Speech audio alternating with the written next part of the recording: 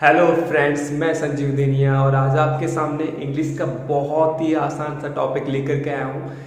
Use of models. तो मैं पूरा मॉडल्स तो नहीं पढ़ाऊँगा, पार्ट वाइज इसको लेकर के चलूँगा। तो सबसे पहले मैं यूज़ बताने जा रहा हूँ कैन एंड कुड का।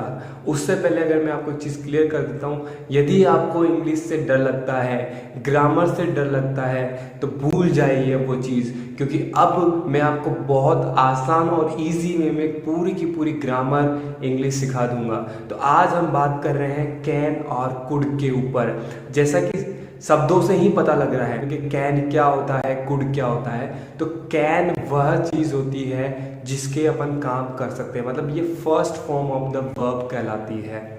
इसी तरीके से अगर मैं बात करूँ कुड की, तो ये पास्ट में यूज़ की जाने वाली, मतलब कैन हम कहाँ यूज़ कर रहे हैं, प्रेजेंट में, जबकि कुड हम कहाँ यूज़ कर रहे हैं, पास्ट में। इट मीन्स ये सेकंड फॉर्म ऑफ वर्ब है। के फर्स्ट, इसकी सेकंड फॉर्म कुड, ये प्रेजेंट में यूज हो रही है और ये पास्ट में यूज हो रही है। हे दोस्तों, बढ़ते हैं अब आगे।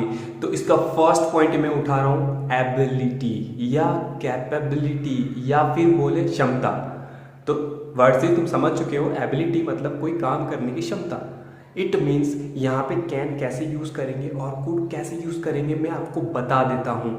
कैन मतलब हमारे पास कोई एबिलिटी है काम करने की, तो वहाँ हम कैन यूज कर सकते हैं। जैसे I can speak English, I can speak English, मैं इंग्लिश बोल सकता हूँ। तो ये मेरी क्या हो गई, एबिलिटी। सेम चीज कुड के केस में हम यूज कर सकते हैं, बट पास्ट में, मतलब वो क्षमता हम कर सकते थे बट किया नहीं है। सेंटेंस है I could play the piano. It means मैं पियानो बजा सकता था लेकिन बजाया नहीं है। तो मैंने अभी थोड़ी देर बोला ना कि कैन हमारी प्रेजेंट में चलेगा और कुड दिमाग में बैठा लो पास्ट में चलेगा। मतलब I could play the piano, मैं पियानो बजा सकता था लेकिन बजाया नहीं, मतलब काम एबिलिटी है लेकिन कैन यहाँ कर रहे हैं और वो कर सकता था, एबिलिटी कर सकता था लेकिन किया नहीं है।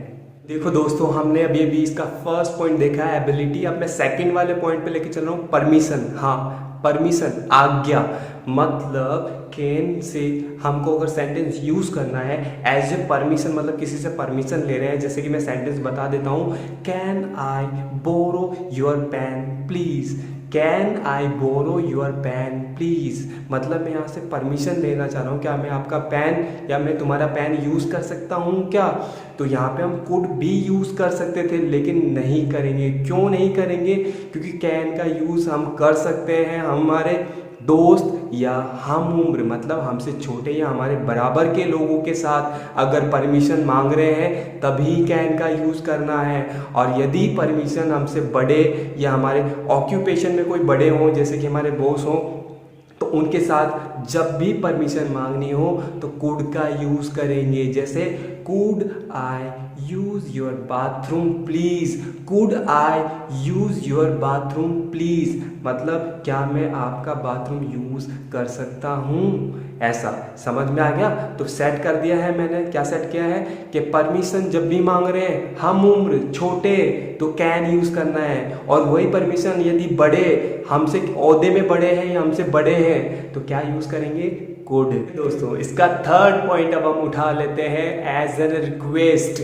मतलब किसी से हम रिक्वेस्ट कर रहे हैं तो कैन का यूज कैसे करेंगे। तो मैं फिर से वही चीज रिपीट करूंगा, यदि हमसे छोटे या हमारे बराबर के हैं तो रिक्वेस्ट के तौर पे कैन यूज करना है। जैसे कैन यू हेल्प मी, क्या तुम मेरी मदद कर सकते हो, कैन यू हेल्प मी, मतलब हमसे छोटे हमारे भाई या हम उम्र, तो कैन। और यदि दोस्तों यही रिक्वेस्ट अगर हम बड़ों से कर रहे हैं, किनसे, बड़ों से, तो क्या यूज करेंगे, कुड। वेरी गुड, अब तक तो समझ में आ गया होगा ना कि क्या झमेला चल रहा है। तो मैं सेंटेंस आपको बता देता हूँ, could you pass me the salt please, could you pass me the salt please, मतलब कृपया क्या आप मुझे नमक दे सकते हैं, नमक पास कर सकते हैं। समझ में आ गया ना। कैन रिक्वेस्ट के तौर पे बच्चे या हम उम्र, कुड रिक्वेस्ट के तौर पे हमसे बड़े। नेक्स्ट पॉइंट है पॉसिबिलिटी। पॉसिबिलिटी या फिर बोल सकते हैं प्रिडिक्शन, मतलब संभावना या संभवता जो भी है हम प्रिडिक्ट करते हैं, हम पॉसिबिलिटीज लगा सकते हैं उसके ऊपर।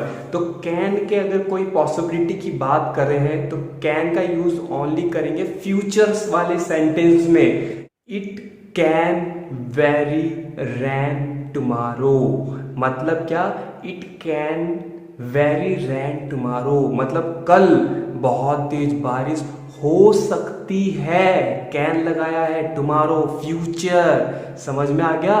पॉसिबिलिटी अगर मैं ये भी बोल सकता था कल बहुत जोर से सर्दी भी हो सकती है, जैसे कि it can very cold tomorrow, बस रैन की जगह क्या लग गया, कोल्ड। और कहाँ की संभावना, कहाँ की पॉसिबिलिटी, फ्यूचर। टुमारो ये बता रहा है फ्यूचर वाले सेंटेंस से।